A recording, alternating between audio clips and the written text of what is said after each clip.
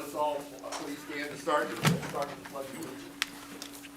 I pledge allegiance to the flag of the United States of America and to the republic for which it stands, one nation, under God, indivisible, with liberty and justice for all. All right, well, welcome everybody. Started a few minutes late, but we're off and going. As we go through our agenda tonight, please don't be mindful of our mission and vision as we make decisions throughout the evening. So we definitely have a quorum. We need a motion then to approve our agenda. There haven't been any changes. Is that correct, Joe? That's correct. All right, we need a motion then to approve the agenda. So moved. Thanks, Andrew. Do we have a second? I'll second. Thanks, Lanny. We have a motion and a second. All in favor say aye. Aye. Opposed? Motion. Agenda approved. Hearing of delegations, I don't see any. And then consent items. You should have received those in your packet on Friday, Thursday or Friday, and hope you got a chance to look over through the weekend. There might be a few extra here on the table for you to review also. Any comments on them at all? No, I'll do some financial review stuff in my report Okay. today as well, and kind of talk about the certified annual report and the closing of our FY23 books. All right. Anybody else have any questions that you reviewed? What's the BG fundraiser? The cookies, right? Yeah, for the Godfrey cookie dough, I think. Yeah. Kind of been a staple for many years, I think. All right, hearing no more questions, need a motion to approve the consent item. Closed it on accident. No idea. Thanks, Lanny. Do we have a second? I'll second that motion. Just say. Thanks, Tom. We have a motion and a second. Any further discussion? What would you say? I tried to help my kid. Oh, we're just, Lanny made a motion to approve Lanny. consent items. Tom, second. Tom. Yep. All right. That's okay, that's fine, just Further leave it. discussion? Just Hearing none, all in favor say aye. Aye. Opposed? Consent items approved. Communications to the board. We have Ashura here today to talk to us a little bit more about our construction update on the field project. I'm getting, Reed is joining us, right? I'm getting Austin here. Austin's here, Reed is joining us. Oh, Reed's joining us. Fine. Okay. Give us a minute, we'll get him. Reed,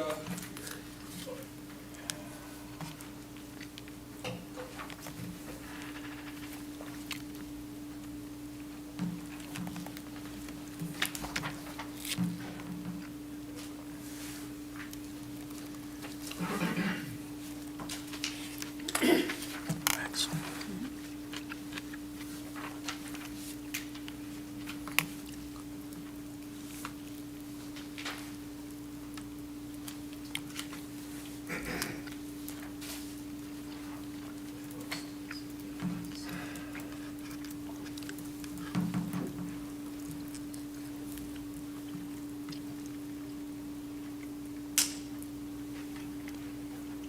you want Austin to start with you? Yeah, Austin, you can start. I'll Yeah. have it here in a Start second. with Austin. You may not even need them, just, that's more dependent upon if you guys Okay. have Okay. real specific questions, but, kind of what we're here for tonight is we're about 75% done with construction drawings, so this is kind of our, last, maybe not last, but one of our kind of checkpoints for you guys for us to be able to answer any questions if you have them. Typically, this would be an area where we would just look for providing clarity for that, and then from there, we'll be sending out to bid within the next month. So kind of right now, the schedule for that is November 3rd, documents will be completed and sent out to bid, and then from there, we'll provide about 4 weeks, and December 5th will be the bid opening. So that's kind of the time frame. Again, about 75% done with plans. We have a set here, and Joe has one as well. If there's specific questions or like clarity on anything, we'd be happy to answer those and do that for you. These are the plans up on the screen. What we've worked on in the past probably 6 weeks is, nothing concept-wise, much more detailed, HVAC, electrical, just little positioning of things. So since they were here in August, the project, I think large scale is the same. It is the same. What we've been working on is more tighter details to that. over the last few weeks and heading into getting ready to put out for bids here soon. So if there's anything specific, there's kind of a big blueprint of it. Any questions? And we also have Reed, the architect on the project, is here with us tonight. They're prepared to answer any questions that we may have. One, you know, that we're gonna add quite a bit of new parking out back there. I assume that during the school day will be staff parking, or Yep. will there be access through this facility into that door by Mr. Waltz's room, for lack of better? Yep, really good description? questions, and yes, I think there's Okay. 88 spots, I think. The access, there's two entrances. This would be the main entrance to the field house right here. The other entrance right here, this is the one that was designed exactly, Todd, for what you're talking about. That this hallway goes straight through with an exterior door that would lead to the middle school then, or you could come down here and go through the middle school either way. But that was, that's intentional and part of the design, and something that came up and when we were meeting with staff early on, is how could we keep it so that could be a place for middle school staff to park and still have access to the middle school building. Yeah, in addition to that, I would say too, there's a set of doors within, right off that corridor that will be able to remain locked so that you won't have, you can keep that closed, or the field house closed off during hours that you're not using it. You don't have to worry about students or other people just roaming in there. How have other bigger projects, the bid process, how they've been going recently, or kind of what's the environment of some of those bigger projects? Yeah, we, and Reed can speak more to this as well, but we just had another project bid last week. And we had, I believe, 9 interested and then 6 bids. Is that correct, Reed? Yeah, that's correct. There was certainly a lot of interest in the project, so that's a really good sign. Yeah, and some of our main contractors that we work with, especially, Sam being one that's done a lot of the work here recently. We've been in communication with them, so they're aware of the project coming up, which is always helpful as they look to plan their bidding environment for the spring construction. So with this scope of project too, typically that draws a lot more interest versus a smaller scale. Good. What would you guys say, and really asking you to anticipate here, but what would be typical for the number of bids we may get for a project like this?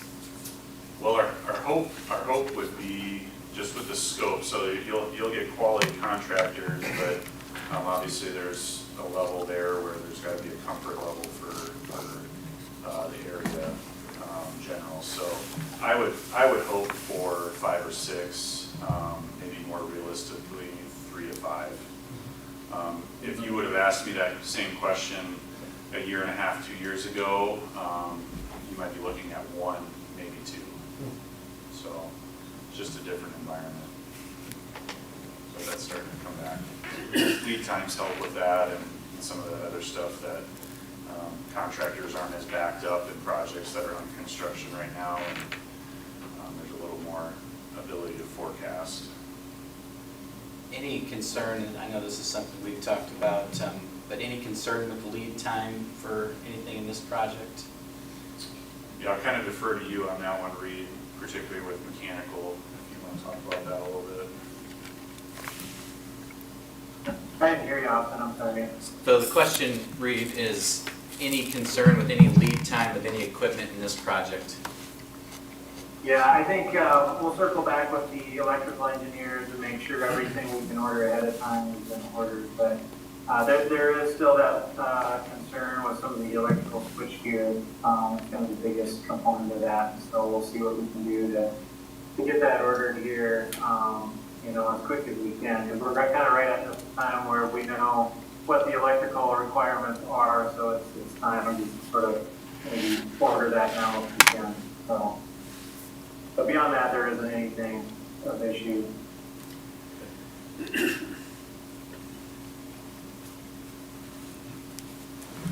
this is what, spring, we start spring construction, fall the following year, about a week or a month? Yeah, spring construction start, and then is it 14-month, or what do you have on that, Reed? 14-month read, is that right? That was correct. Yeah, that's about right, yep.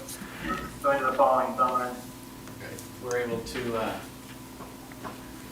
get our bids back last week in November. Is that where we have that set now? First week of December. Yep, first week in December. Stay on that timeline.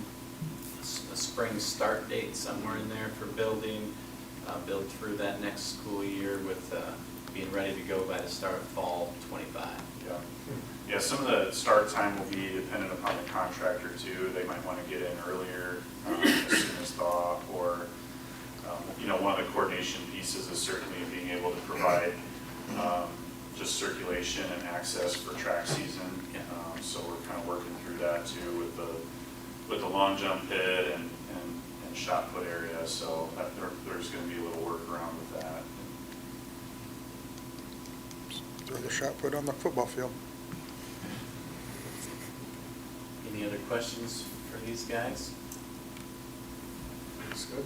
Well, hope we get a good bidding process. Yeah. Yeah. Anybody twist some arms? Yeah. So. All right, well, thank you, Yeah, Austin, thank you, guys. Reed. Yeah, I'll- Thank you. Joe, I'll leave this Thank you. up here for you. Okay, very good. Thanks, guys. All right, then we'll continue moving on with the agenda, and we move into Joe and the superintendent report.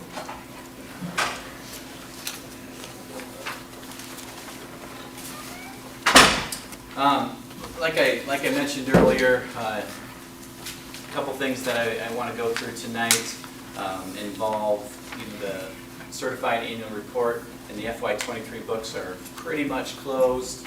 There's always a few things, so I always, not completely, but close to the point that we can look back at our financials from FY23 and gauge the health of the district, which we typically do. There's a few measures that are common to look at to determine the financial health of the district, and the first is the solvency ratio, which is just, as it's written in the report, it's a calculation of the relationship of the ending uncommitted funds, cash, dollars that we have, as divided by the revenues of the fiscal year. So the unassigned divided by the assigned, what you spent equals your solvency. And in the first table there, it has our unassigned as $2,849,000,000. You can see that's up $200,000 from the year before, which raises our solvency ratio to 14.16, which is that bottom red box. Iowa Association of School Boards, they have some report card grades. 5% would be considered good as a solvency, 15% would be considered excellent. We're 14.1, so very good in our solvency.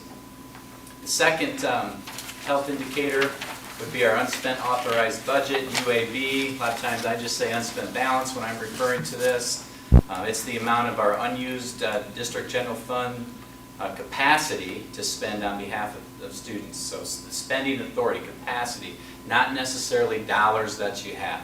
Okay, but you can spend that amount. It's what you have left over at the end of the fiscal year.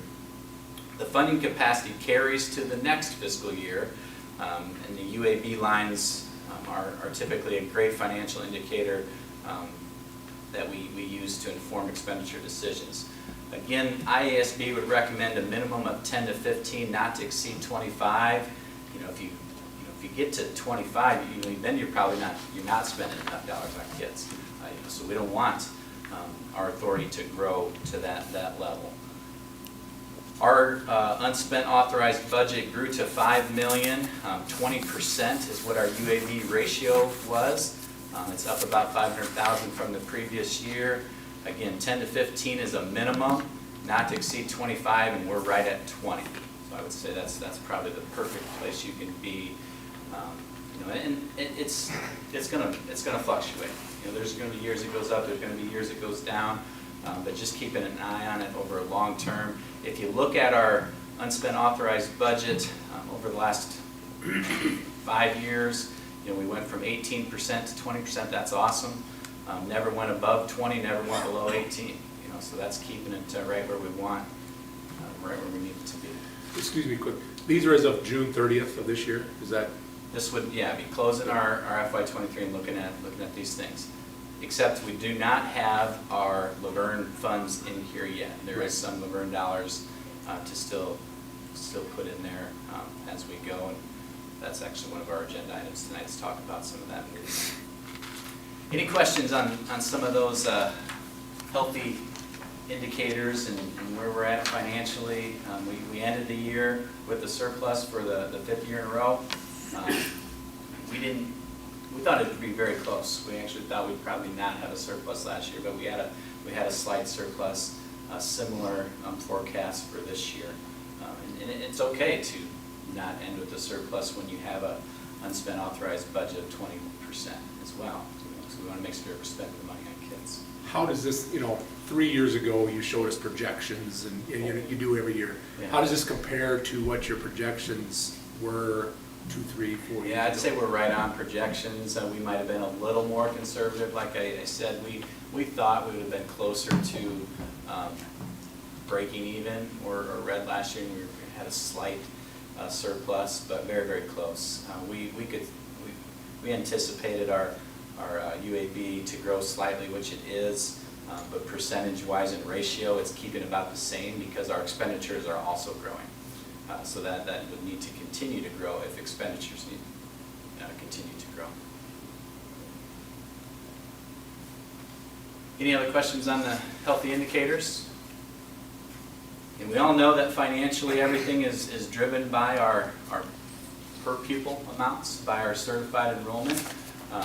Last Friday was the actual date for that. But you have 2 weeks. You have till October 15th, which is actually this Thursday, or this Friday, because the 15th's on a Sunday, to look through that and clean everything up. Sometimes there's duplicates. There's kids who are counted by multiple districts, or maybe a weighting isn't correct for a special education student or an ELL student. So we're cleaning all that up. I think we're down to one error, and actually that might have been cleaned up this afternoon. Mr. Heiser was working on it for us. So our total school-age students is down 8 students from 1429 to 1421, but we have an 87 student increase in resident students, which is the certified number. So your certified number that your budget is established on is on the resident students who attend your school. Now our certified number went up because all of the students who did attend Laverne, or all the students who were whole grade shared from Laverne, or all the students who open enrolled from Laverne, none of those were certified before. Now they are all certified students. So our certified number goes up by 87, although the number of kids we have in our buildings is about the same, probably down 7 or 8 kids.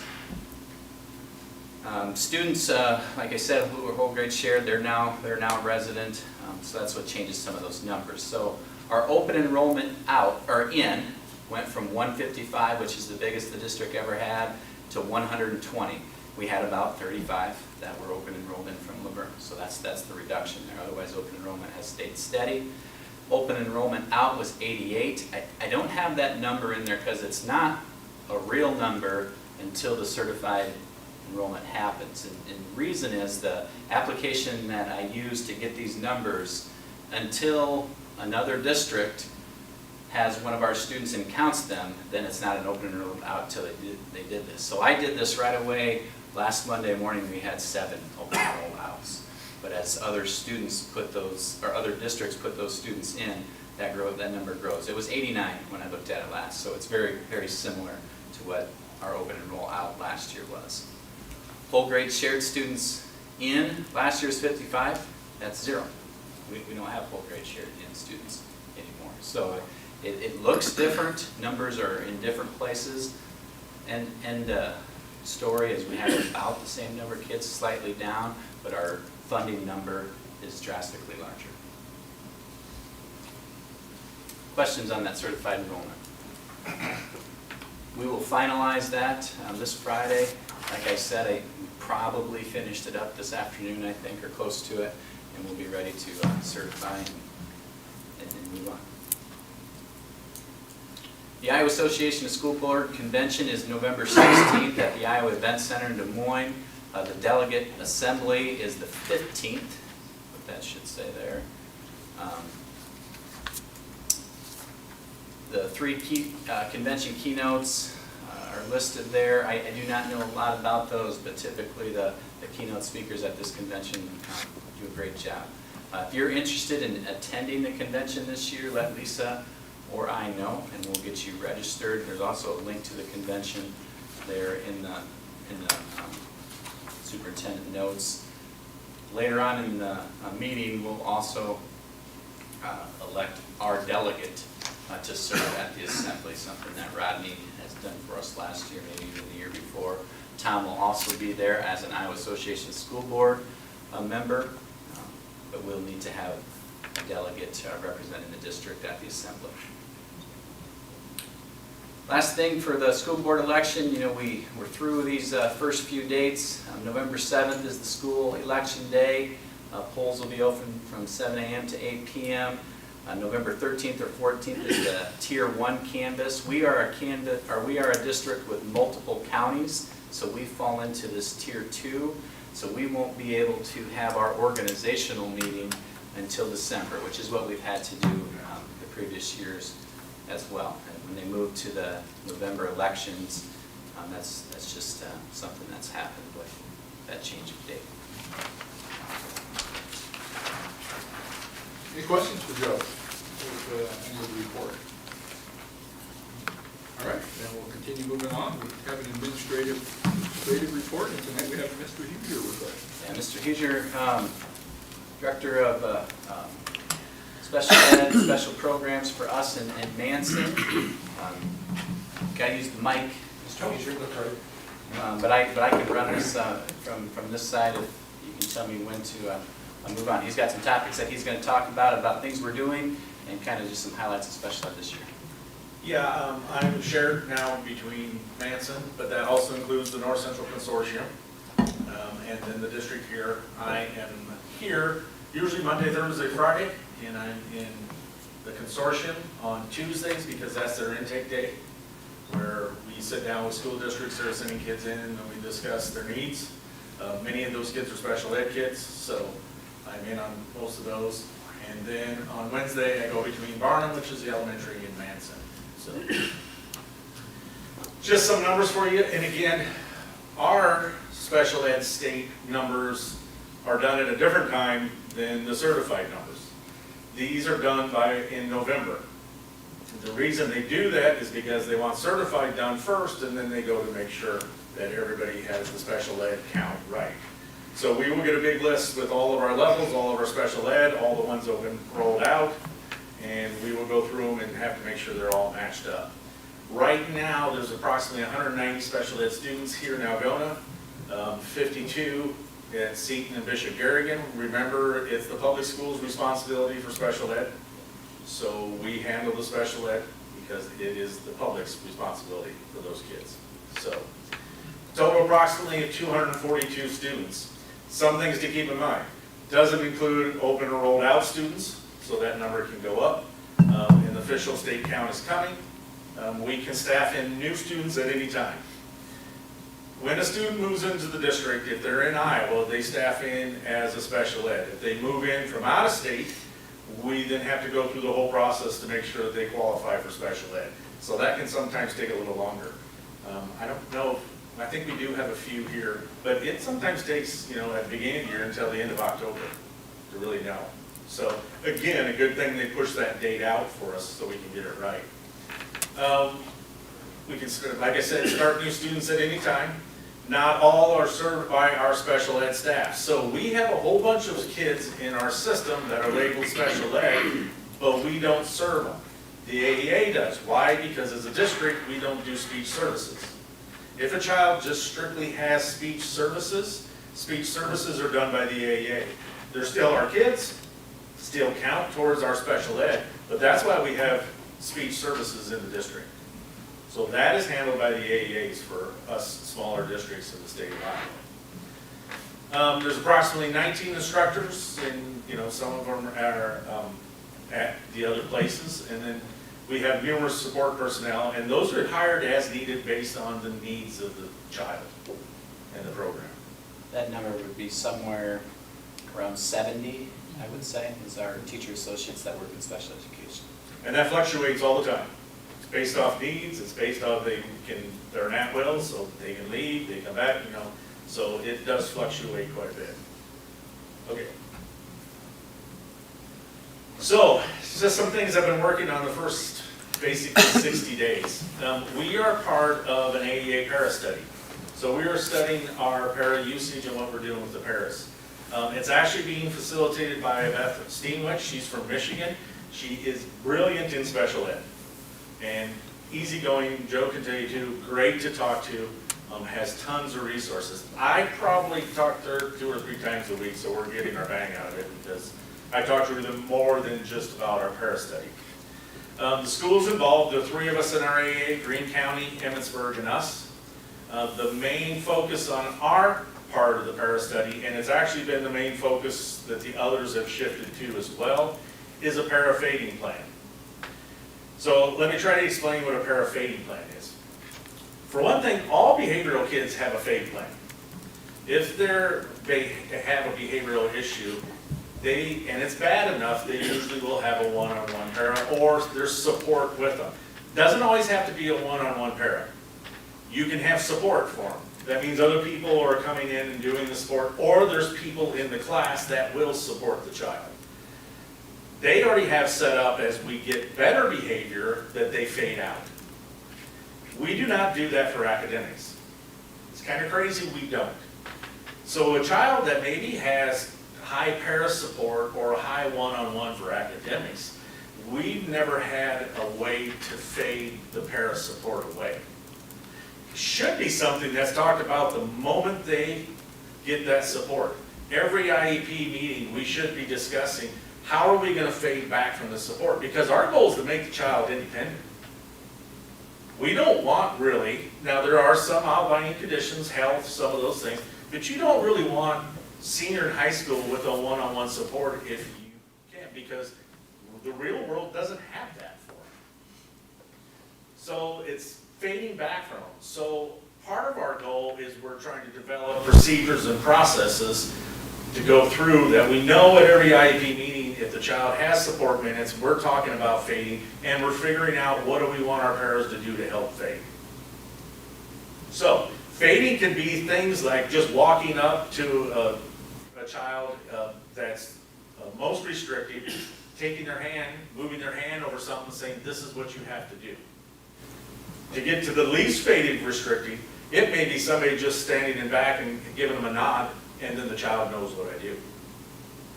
To fading completely out. But we have to do that with some of the kids. They don't come in, some of them, with this ability. We have to help them, and then we have to step back. You know, people will say all the time, well, my kid should be getting great grades or in special ed. No, it's not about that. It's about supporting them, but also having them so they achieve to whatever level they need to achieve to. So we are developing a plan that at every IEP we'll be able to talk about how are we fading. So kind of along with that, besides them going independent with the fade plan, just last week we got into a meeting, and it's not on there, but there are other things we need to do. Can't have a fade plan if you don't know how do you get para support. So that was added last week too. So it seems to be expanding a little bit, but it's okay because those are questions that people need to know. So there are other things that are coming out of that meeting as well. So our goal always in special ed is to get them to be more independent and achieve. So some other projects, I spent probably 2.5 weeks straight between both districts comparing what's in Infinite Campus, which is our student information system, to what we have in Achieve, which is the new state system for IEPs. We came from the legacy system, which was an old system, to now it's Achieve. It has a lot of bumps and hurdles and things in it. One of the funny things in Manson, one of the kids listed on our Achieve, is I went in and looked at the kid because nobody knew who it was. He's 26 years old. and his IEP's in there. I don't know why, you know? So there are some things, glitches that we're having to go through with there. But part of this was taking and making sure that if they are listed in Achieve, we have them in our Infinite Campus system, and they're at the correct level. Special ed, 3 different level weightings. All kids are level 1. We get so much money per kid, 7,700 something, like that. Special ed kids at level 1 is 1.72. We get a 0.72 of an extra student. Kids at level 2 are 2.21. Kids at level 3 are 3.74. So making sure that weighting's right, because it pulls out of our system. The other thing I found out was we were pulling a lot of kids out of our system that actually had been exited. And it's just a little area in there that people wouldn't remember to flick and change. I don't know how the state didn't catch this for years, because I'm now getting emails constantly that they're saying, hey, a lot of you guys got some really wrong student information systems that are not matching up to what we have. Down at the state, one of the people down there told me, well, the 2 systems don't talk, Achieve and the other system don't talk. Go figure, they don't. But nobody had really started looking at it until we started questioning this. So I got ahead of it because I knew things looked wrong. And I figured once everybody else knows, then I'm never going to get a hold of anybody to help me. So we kind of raced and got ahead of it. So that was one of the big things I spent a ton of time on. We're also working on procedures to make sure that the data is correct going into the system, including Achieve and our Infinite Campus system. So they have to match. We have to be matching between the 2. So we're working with central administration on who puts stuff in and when and where.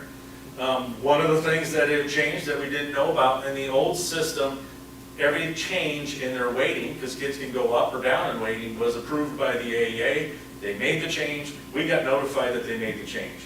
We still get that notification. Now we get no notification if a student exits special ed. They don't know it. So we've got to know it. So we got to develop our own procedures to make sure we know, so when the kids exit, we exit them in our Infinite Campus. So again, always keeping that matching as we go through the year.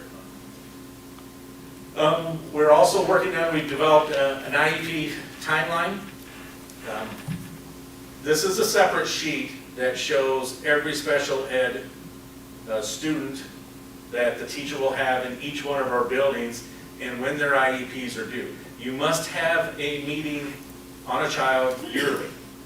Every 3 years you have to do a re-eval. The re-eval is more time consuming. You go back in, you reassess, you do a much deeper dive into them.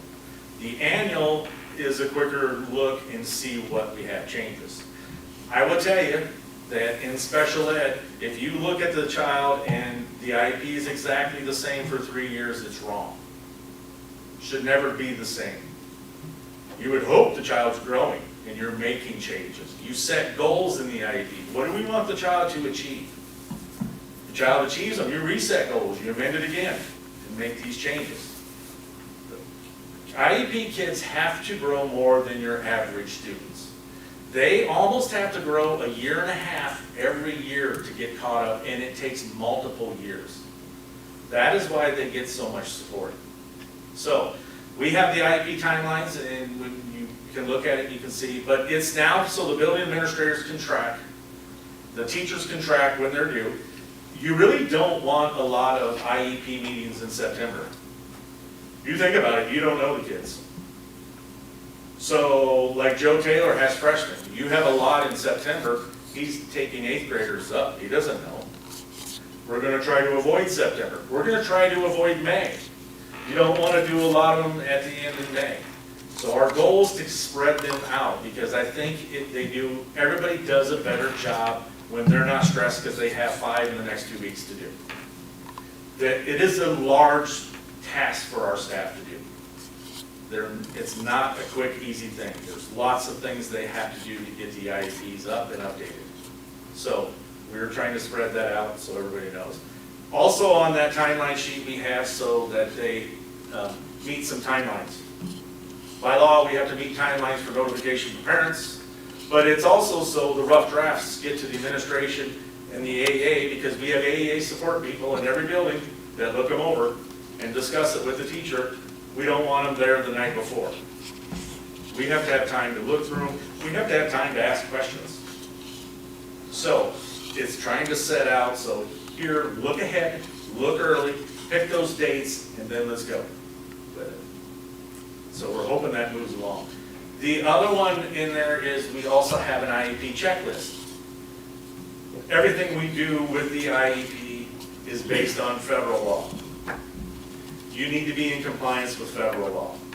One of the things, for compliance is 10 days afterwards, have you gotten the finalized IEP to the parents?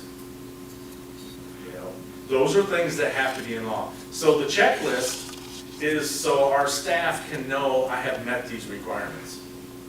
There are other things you want to do. When you have a child at the high school setting, here we have voc rehab involved. You need to ask voc rehab to be at the IEP meeting.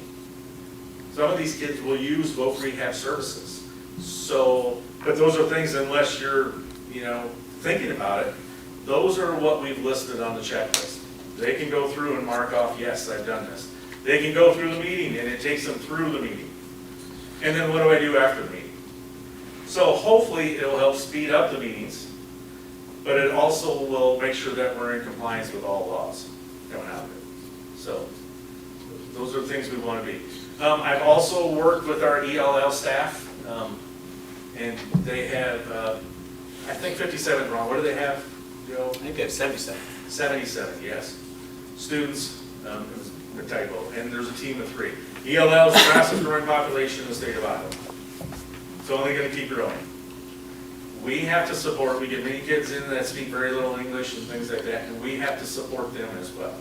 So they do a great job running their program, and I'm just there to help, again, double check that they're in our Infinite Campus and we're counting them and what are we doing with them. So some of our long-term ones is the para study, but we will continue to do that.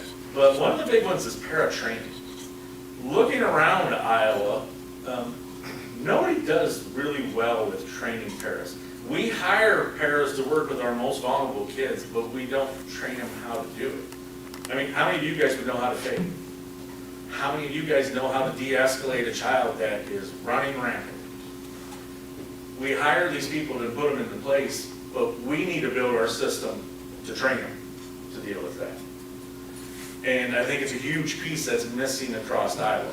We think it's big enough of a piece that I helped talk in a regional administrator who's working on her doctorate to help design the program for us. So she's doing a capstone project where she's going to work with us as long as we test it to design a training program for our paras. So this will be for new hires as we get them. What do we do with the new hires? What do we take them through? They need to know de-escalation. They need to go out and observe. They need to do some of these things. And long-term, training our paras so the things they know come naturally to them. Fading should come naturally to them if they've been trained. But they don't even think about it. They just do it because it's part of what they do. But again, we have to train them to do that. So I think that's going to be a big thing across our ADAs that we need to work on. Para-determination. This, again, has come out of our para study, so we are actually going to work with Greene County on this. She's gotten a little farther ahead of us, so I'm going to start meeting with her in Fort Dodge, and we're going to work through some of this. Well, how do we determine if the child needs a para? You can't go off of feel. Education, we don't go off of I feel. We can go partly off of I observe, but it's not I feel. It's based on data. What data have we collected that means that this child needs a para? Because we don't want to just throw a para onto it if the child doesn't need it. So we have to be able to have some procedures and plans in place of how do we know? I have one up right now, and actually Jill's going to be my first one at Lucia Wallace. that she's going to test run our draft of the plan. So, and I know this plan is gonna change, so I've said to them, once we start working with Greene County, it may change, but the bigger thing we're gonna work with Greene County is what does the flow chart look like? If they meet this, then it goes to this. If they meet this, and then they go to this. No, then what are we gonna do? Because we may still have to support the kid, but it doesn't mean that they automatically get para minutes. So, planning those things out, so it's just not going off of, I think they need it. Do they? Because we got a lot of other kids that probably do. And we have limited people to do it, so. So that's one of the plans we're working on. I'm going to get into the special ed classrooms. And as things with our student count has settled down, I plan to start doing that. We have a district special ed plan. It's our DDSDP. Every 5 years it has to be updated. This is the year we need to look at updating it. I kind of want to make some changes to it to make it fit and be more of a working document. So we might move a little slower with that, but that will be updated this year. Behavioral study. Probably the biggest complaint you guys probably hear about schools is the behavior of the kids. I was at a conference last weekend called Iowa Best. The speaker there said, we have not recovered from 2020. And he goes, it's just getting worse. We haven't learned to adapt and get ahead and be proactive to what's happened to these kids. And until we do that, we're going to see more and more behavioral problems. One of our goals is to look at behavioral and say, can we do things differently that can have an impact on these kids and maybe get ahead and be proactive before we start to having to put one-on-ones. We start having to send them to the North Central Consortium. Things like that. What can we do here ourselves? So, you know, we're asking the questions, what's needed to address these behavioral issues in some of our kids? You know, I sat in on one session and the professor there said, sleep. She thinks one of the highest issues for kids is their sleep pattern. Our kids, since COVID, don't sleep. Part of it's our technology. Their sleep patterns are all over. Kids need 9 to 10 hours a night without the blue light. They don't. It greatly affects those kids as they grow. So, those are some of the things, you know, that we're looking at, and I want you always to keep in mind too with special ed. Any changes this system, and Joe can tell you too, probably hasn't changed in my 32 years in education. A lot of the stuff looks exactly the same. We need to make a change. The special ed kids have not moved to the way they should, and it's not because of our teachers. We have great teachers. There is a shortage in special ed because it is one of the most demanding jobs you could do. To be honest, I couldn't do it, what they do. They teach all subjects. They teach behavior. They teach all of those things, and it's one-on-one. Each plan is for each kid, not for the class, for each kid. That takes a special person to do it. Same with our ELL staff. That is very special to do it. So they do a wonderful job with it, and they are very dedicated to their kids. You know, you talk to them, that those are their kids, and they're very dedicated to them. So, you know, please make sure you thank them when you see them, because they are working with some of our kids that need the most help. In the same way with our paras. And, they deserve the support of the district. So, do you have any questions for me? 2 questions, John, for some of us that aren't into all the lingo. Para is what? That is, well, the old days it was called an aid. Teacher's aid. Okay. Student aid. And then an IEP is? Individualized education plan. So each special ed kid, we sit down, we do a diagnostic on them, what is needed. Because what we're looking at is where are their gaps. They have gaps somewhere along the line that they're not getting it. We need to find those gaps, design an individualized educational plan to try to meet and work on those gaps to close it, all while the child is still getting grade level instruction. Very difficult if the child is a 2nd grade level reading, but is in a 6th grade class. Now, Some people would say, well, maybe they shouldn't be in the sixth grade class. But if they never hear core, they're never gonna grow. They have to hear that core to grow. But our job is to close the gaps they're missing, to try to catch them up. So it's difficult to know exactly what those gaps are. Are we hitting the right thing? Are they growing? Our teachers every 2 weeks do progress monitoring on their goals. Are the child meeting their goals? If not, let's have a conversation on why not. Because maybe we're not hitting the right skills gap that they have. So it's all individualized to the individual child. That's why special ed is so difficult. And that's why our intervention systems are difficult. Each child is different. And we have to figure that out, because we have to educate them all. And we do. Best thing about our country is we educate everybody. So, any other questions? Heather. Thank you, John. All right, my email's on there. If You bet. you need anything, just let me know. All right, we do have an old business. We have a second reading of board policies to approve. Yep, first reading last month, policies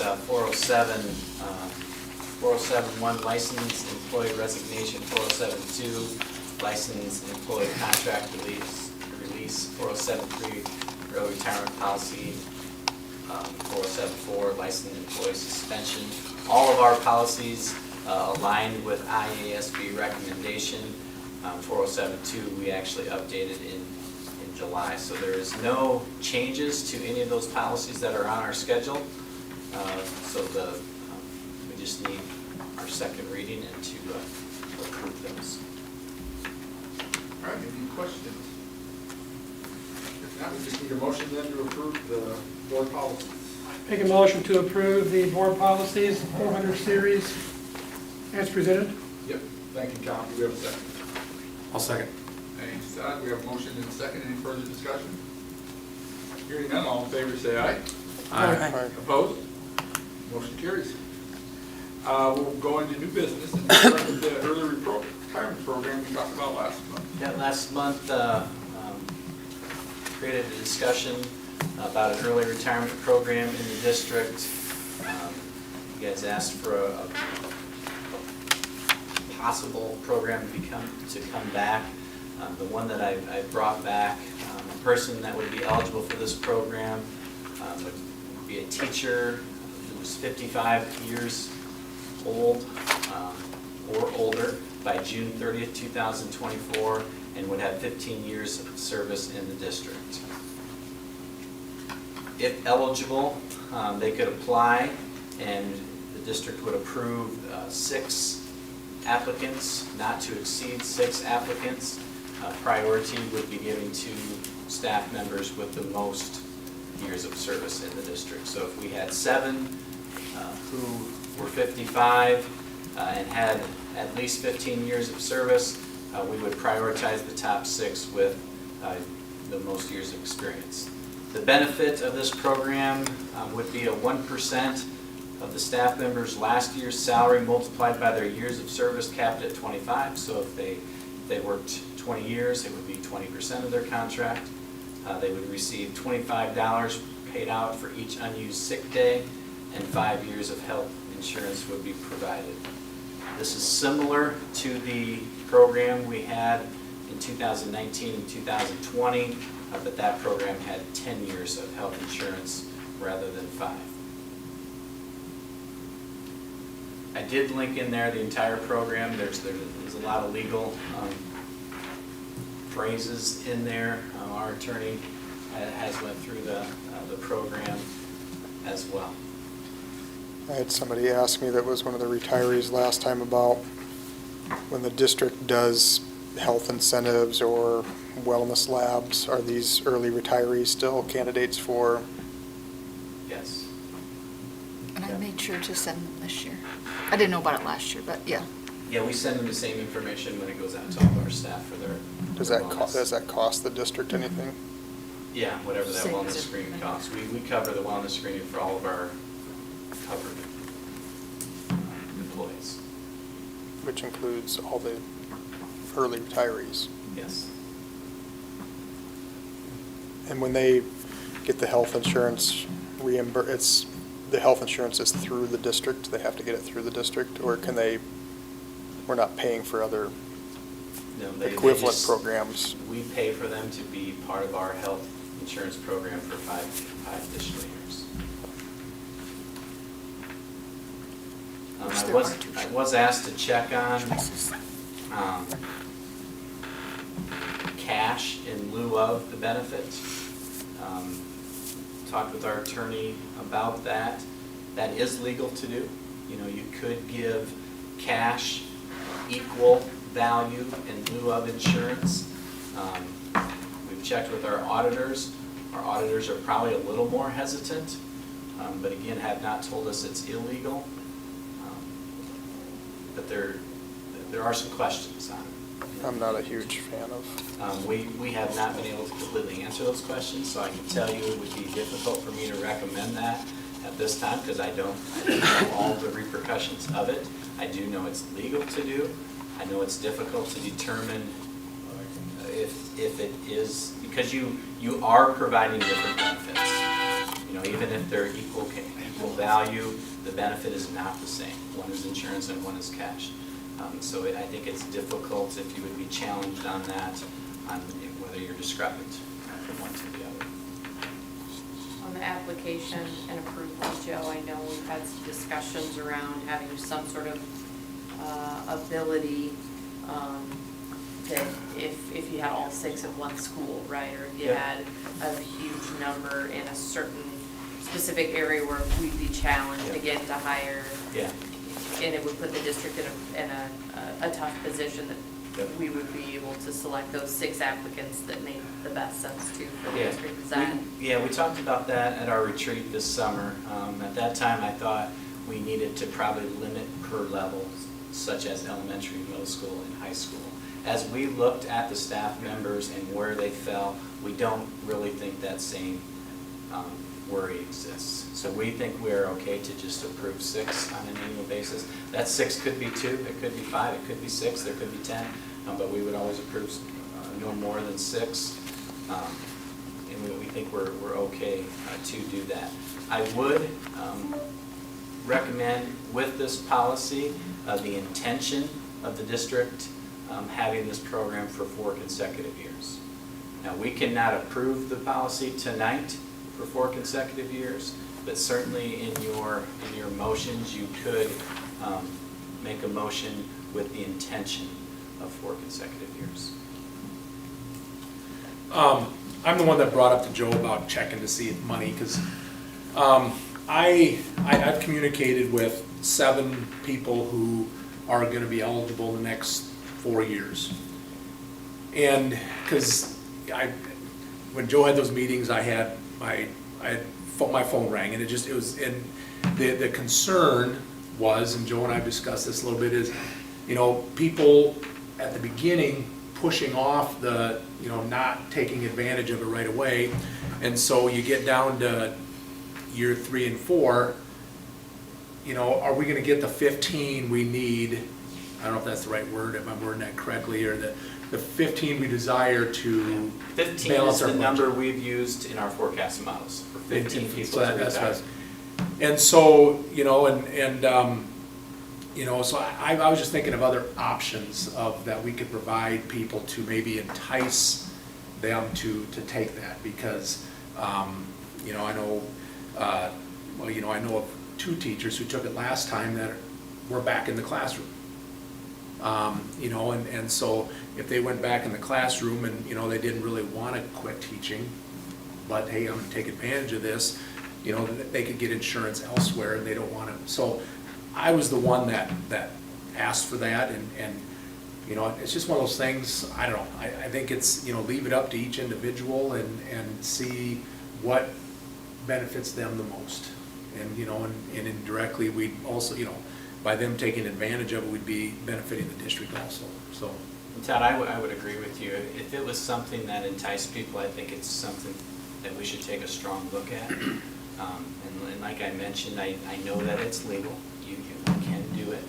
There are some questions we had with our auditors, and some of those involve some tax implications, but tax implications really fall on the individual, not on us. So those are things we can find out, but, and I think you described a scenario that's real. We will have people who will retire and will continue to teach. And that's because of the situation that we're in education. There's a tremendous shortage. There's people going back into the classroom all the time. We've had multiple people do that in our district that have retired from us and from other districts, and that's not going to get better anytime in the near future. So there is no doubt that people who take advantage of the early retirement program in our district, some of them will continue to work in education. I personally reached out to 7 individuals that, that I know personally, and asked them, of the 7, 4 are eligible this year or next. And of those 4, only 1 said they would probably take advantage of it. And I'm sure there's others on the list that I've not talked to. So that kind of increased my, not concern, but my, awareness of, are we gonna meet the goals we need to meet, through this program. Some rough numbers here. I think there's 27 people who are eligible for this over the 4-year time period. That might be 28 close. I think there's 16 who are eligible this year. So this is the heaviest of the year. There's people who will be eligible in 2 years who are very high in the seniority list. So once they become eligible, they'll be at the top of that 6 that could be approved in that year. We would always have the flexibility with the intention of every 4 years if we got down the road, and we've only had 2 people take advantage of this program in 3 years, we would have to look at what can we do to get some people to take that. If you have to incentivize or extend or whatever it is, but we would have to look at that. So and maybe this was discussed, if we're taking, say 8 people applied this year, we take 6, right? Yeah. And then, so the 2 people are left out, they apply next year, do they have priority then? No. No, it always just starts go by over. seniority. Yeah, always go by seniority. Okay. And that's a real scenario, Lanny, that will occur, is we have people who are high on the seniority list but aren't eligible this year. So Mhm. once they become eligible, meaning 55, they'll be high on the list. Like, I wondered how many times we can reject these people before they're like, if it's not my year this year, I'll try again next year, and then we get to next year and it's like, oop, we can't because we have 2 science, or we have 2, Yeah. I don't know. It probably doesn't make a difference. I just don't- wondered. Yeah, I don't know if it does. I don't believe it does. I really don't. I think it will work out differently than that. I just didn't know if we'd be flooded with all 15 this year, or, No. You don't Like anticipate Todd that? talked to 7, one of those 7 who rose with us, you thought they would. So I think it'll be much different than that. I think, and as I spoke to all the staff on this who came to the meetings, they're real people, and we think of them as real people. But when we make forecasts, we make it on numbers. And this was made upon, we need 15 staff members to retire in order to balance ourselves, within by 2028. So there's a lot more than 15 who are eligible. Mhm. And I like to think about them as people, but in terms of numbers, 15 is what we need to retire.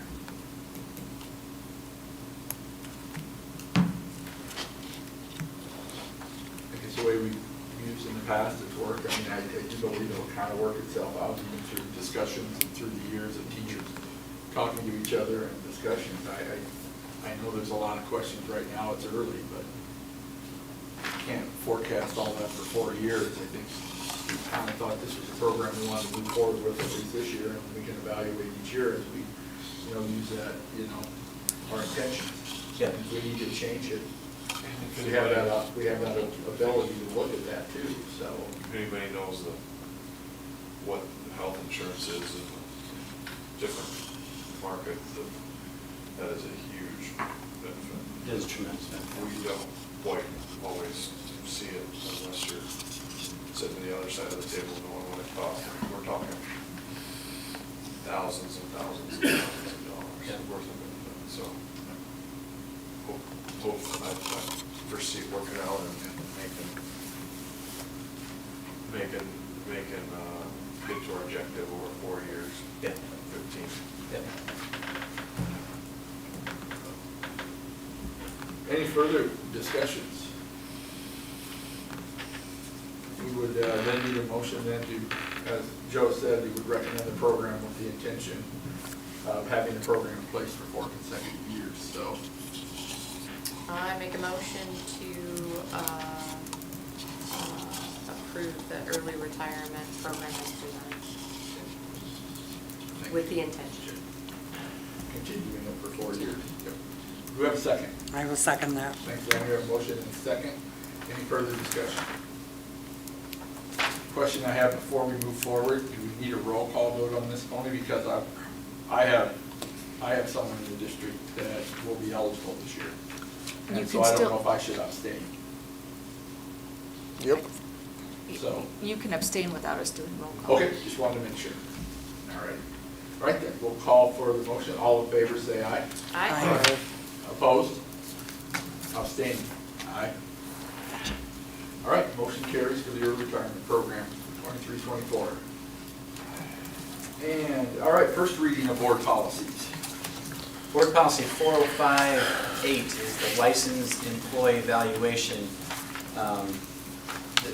We have licensed employee would be our teachers. We have employee evaluations that are laid out in the master contract, but we did not have board policy for that, and we should. So this is the IASB recommendation for that licensed employee evaluation that I would recommend. This is just our first reading of it. Just our first reading. Speaking of evaluation, is that something that we know is being done, at each level Yep. consistently? Yep, and that, I would be, and I think it says it in here, I'm the one who is responsible to make sure all of our licensed employees are evaluated. I do not evaluate all of our licensed employees, our building administrators do. And that's a process we review on an annual basis. We have some checkpoints throughout the year that are part of that process. Depending on if a teacher, what year of the cycle they're in, Sure. Determines how many formal evaluations that they have from their building administrator. Good questions there. And in the past, we thought that was being done and it wasn't being Yeah. done, so. So, Also with first reading, how we,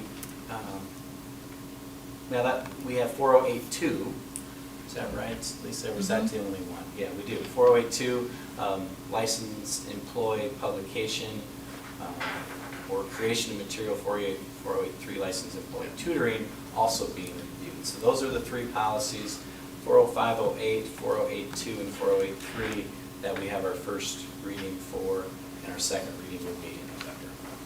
all right, thank you. We'll take them over before our second reading. Close. Appoint the IASB delegate.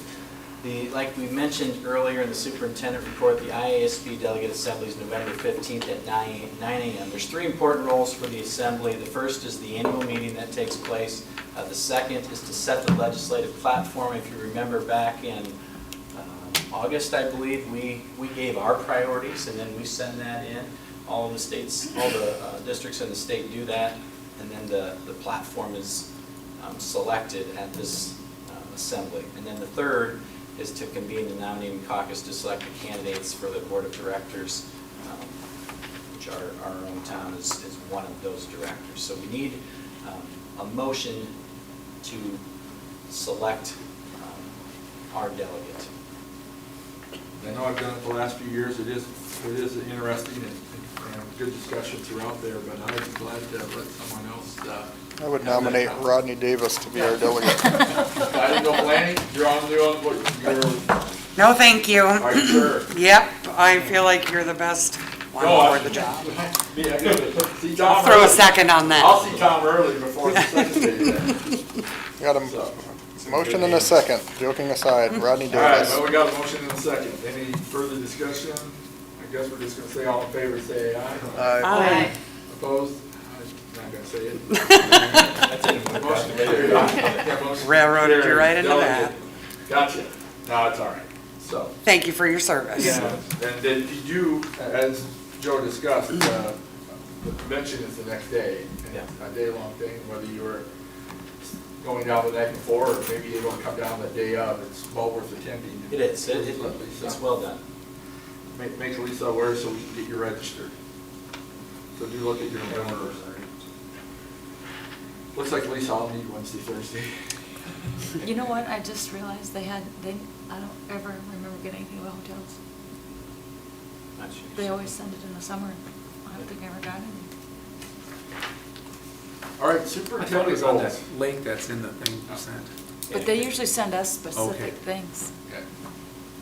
Anyway, Well, we'll figure it out. We got a month. motel service. Yeah. That's all right. It works. Super seven. You might be in West Des Moines, but you'll figure it It out. doesn't have to be fancy. It might be in Algona. I might be driving back and forth. Just kidding. There we go.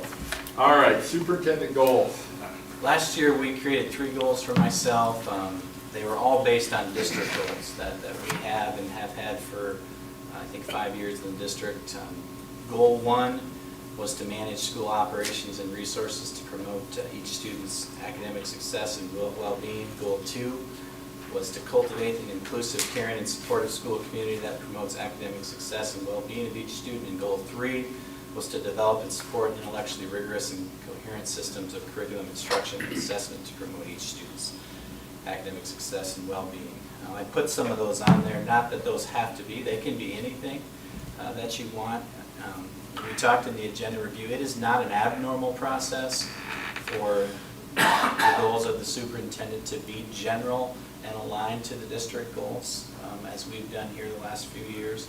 So that's one way you could do it, or they could be completely different. That's really up to you guys. And I hadn't heard anything back any differently, so Joe brought the 3. I thought they worked well because they're aligned with our district goals, and we want to continue to focus on those. And so unless somebody has any other thoughts. No, I looked at them, I broke them down, it looks like mainly the first one's around kind of finance, the second one's around culture, and then the third is, I thought is academic, yeah, so. Yep, and I think that's probably the intent is the finance, culture, and achievement, which are 3 big areas, right? And then I think we probably get more specific in those throughout our progress reviews. Are they in order of significance or no? Because I'd say goal 3 would be top priority. They are not in order of significance. I believe that they are in order of how they fall under district goals over there. All right. Do we need a motion? Yep, need a motion. I make a motion to approve the superintendent goals. Thank you. We have a second. A second. Thanks, Todd. We have a motion and a second. Any further discussion? Hearing none, all in favor say aye. Aye. Opposed? Goals approved. And now the next one is the progress of those goals and our review dates. And in the past, they've been December and April. Yeah, we've had 2 the last few, December and April. Those fall in between formal evaluation at the end and prior, after we set goals in the fall. So those are good places for those. Yeah, then we do have the formal one in June. So we do end up with 3 of them, but 2 of them being progress.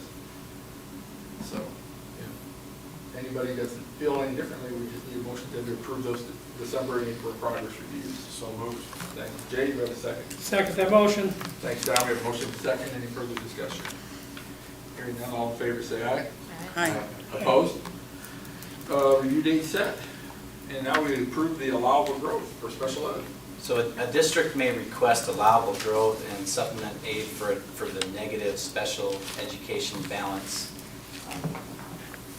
for the current year, based on the negative special ed balance from the previous year.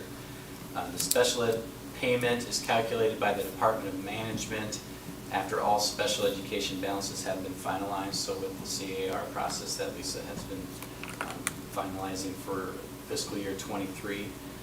The amounts to approve, to request for allowable growth for the special education deficits are $1,017,725 from the Algona district and $225,823 from the Laverne district, so a total of $1,243,000, and that's bigger than what we've had previously, but because you put the two districts together is where the two deficit numbers come from.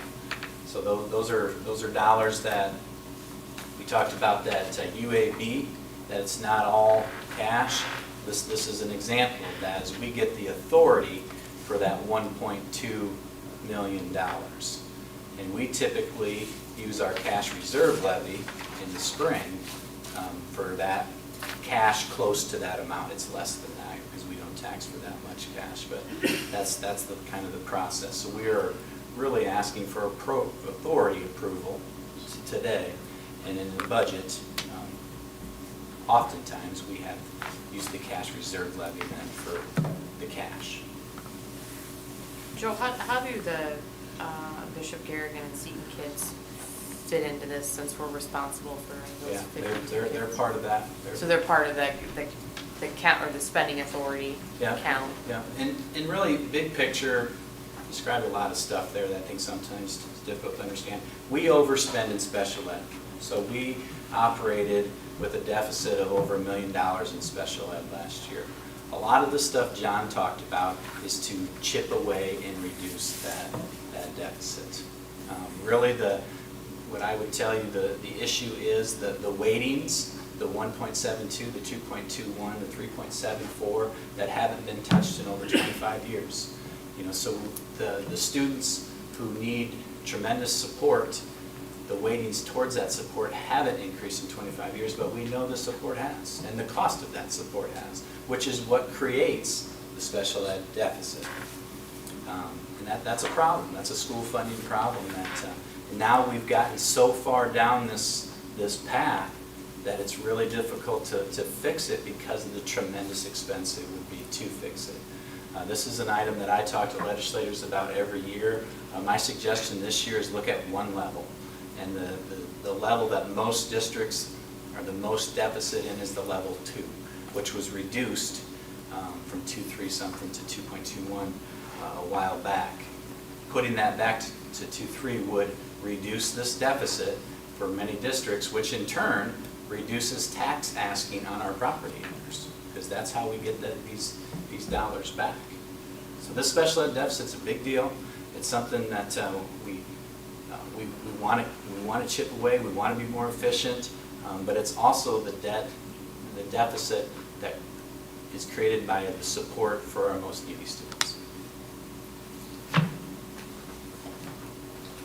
Motion to approve the allowable growth for the deficit.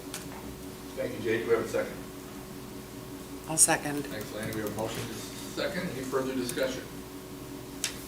Hearing none, all in favor say aye. Aye. Opposed? Deficit allowable growth approved. Allowable growth now for the LEP. Very, very similar. LEP, limited English proficiency. Oftentimes I use the term EL, English language learners or English learners, but that we're talking about all the same thing with those three acronyms. Again, we have students who are limited English proficiency carry a weighting with them. Mr. Huger just talked about we have 77 students in the district. That weighting does not cover the expense. So the excess, we are requesting, again, authority for is $35,856. And those requests, just because we're just approving requesting the increase, right? Or do we automatically, we can't automatically, we have to go to SRBC, is that right, on this or not? No, you don't have to go to SB. We're requesting the authority for this Okay. now. Okay. Yeah. Right. We need a motion then to approve the allowable growth of the LEP. I make a motion to approve allowable growth for LEP. Thank you, Tom. Do we have a second? Second. Thanks, Andrea. We have a motion and a second. Further discussion? We have to do that anytime we spend more than we are authorized to budget for, correct? You wouldn't have to approve the allowable growth, but then we would lose the authority. Right. Yes, we'd lose the authority. Good question there. Any other discussion? All right, all in favor say aye. Aye. Opposed? Allowable growth LEP approved. I have a out-of-state trip. Yeah, our FFA students will be attending the national convention held in Indianapolis, Indiana, like they typically do with Mrs. Becker. Great experience for our kids. I always look forward to them coming back in November and sharing with us, which they're planning to do again, and talk about the highlights of their trip. So we're just approving their out-of-state trip today. Yeah, so definitely look forward to that next month. Yeah. Make a motion to approve the out-of-state trip? Thank you, Todd. We have a Second. second. Thanks, Jay. We have a motion and a second. Any further discussion? Hearing none, all in favor say aye. Aye. Opposed? Motion carried. Teaching agreement with Drake. This is an agreement between the Algonquin Community School District and Drake University that would allow one of their student teachers or any of their student teachers to be placed in the district. We signed similar agreements with Morningside, you and I, throughout the years as we get those. I make a motion to approve the student teaching agreement with Drake. Thank you. Agree a second? I will second that. Thanks, Lanny. Any further discussion? Hearing none, all in favor say aye. Aye. Opposed? Motion carries. All right, and then approved merger funds. With the financial report summary I gave at the beginning, this is where this came up. So what we need to do tonight is approve the needed merger from the Laverne student activity account. We actually intended to just do activity, but it's a little more tricky than that. All of the Laverne accounts are at Security State Bank. And activity account, general fund account, nutrition fund account, their activity account, it's just idle. So it made sense for us to bring that over now. But we really need to do all of them at once from the accounting and banking purposes. Now we can, after we bring that money into our general fund, nutrition and activity, we can take some of that money and put it back in security, maybe in a money market, thank you. And that's probably what we intend to do, but we have to bring it. Just cleaner. Yeah, we got to do this process first before we put it back in the money market there. So this is an approval for fund merger from the former Laverne's student activity, general, and nutrition fund accounts into the newly formed Algona accounts. Which includes PEPAL, SAVE, and management dollars, because they're all in general. Very Those are. accurate. Yep, thank you. Make the motion to do that. All right, Jay, do you have a second? Second. Thanks, Andrew. A motion and a second. Further discussion? All right, all in favor say aye. Aye. Opposed? Merger approved. Open enrollment. We have 9 open enrollment requests for this month. I recommend approval of all these open enrollments as they have all met state requirements for approval. All right, do we have a motion for open enrollment approvals? Motion. Thanks. Second. Thanks, Jay. We have a motion and a second. Any further discussion? Hearing none, all in favor say aye. Aye. Opposed? Open enrollment's approved. I don't see any resignations. Is that still correct? That's correct. And then new contracts. 3 new contracts, Roger Albert, custodian, happy to have Roger back working with us. Luke Saturn, split high school girls wrestling coach. And Rudy Week, middle school girls wrestling coach. Motion to approve new contracts. Motion approved. Thanks. Brett, we have a second. Second. Thanks, Landon. Any further discussion? Hearing none, all in favor say aye. Aye. Opposed? Contracts approved. Thank you, everyone. Also remember that before we meet again, there will be a vote going on. Please get out that November 7th, Tuesday, yeah. yes, that Tuesday, get out. Thank everybody for their dedication on the board. How many people are on the ballot? Just 4? 4. There's 4 spots? Yep. So we appreciate everybody's willingness to I asked to. be on the, continue to stay on the board. Looking forward to working with you all. So, all right, motion to adjourn. So moved. Thank you, Jay. Do we have a second? Second. Thanks, Brent. We are adjourned. Thank you very Waiting to much. hear Yeah, I from know you, the but I food. never did. To see if you were gonna Oh, no, John. Yeah, it was. Oh, I did turn down the candidate for him, so They have another form? they had a candidate for Oh, him. forum, gotcha. And I was That like, goes together. like, yeah, no, Sounds like it was a good thing, that you did. why is that? Tom and Todd said they were hard questions, no, My son would like that. you didn't get a full